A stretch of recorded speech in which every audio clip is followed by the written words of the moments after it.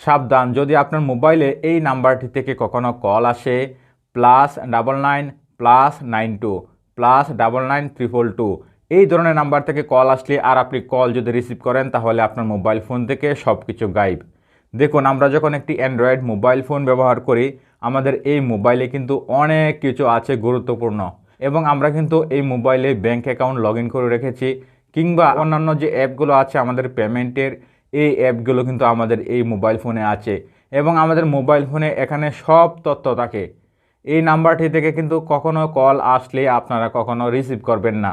কারণ দেখুন, যদি আপনি এই ধরনের একটি কল রিসিভ করেন আর আপনার মোবাইল ফোন থেকে এইগুলো চুরি হয়ে যায় বা হ্যাক হয়ে যায়, তাহলে কিন্তু এইগুলো আর কখনো আপনি ফেরত পাবেন না।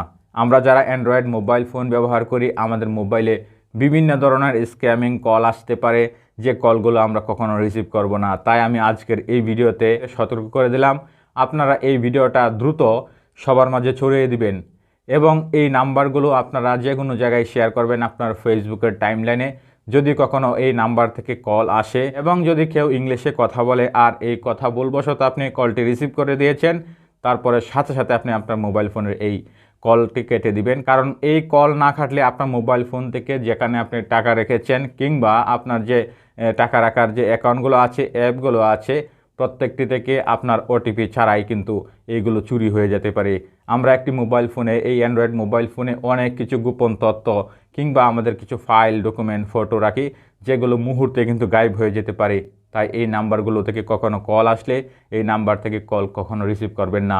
দেখবেন যে কল আসলে এই নাম্বারটি শো করবে +99+92। এই ধরনের নাম্বারটি কিন্তু খুবই বিপজ্জনক। আপনারা এই নাম্বার থেকে কল আসলে কখনোই ফোন কল রিসিভ করবেন না, বরং কেটে দিবেন, কিংবা কলটি কেটে দিয়ে স্প্যামে এখানে ব্লক করে দিবেন। তাহলে আর এই নাম্বার থেকে কখনো কন্ট্যাক্ট লিস্টে আপনার কল আসবে না।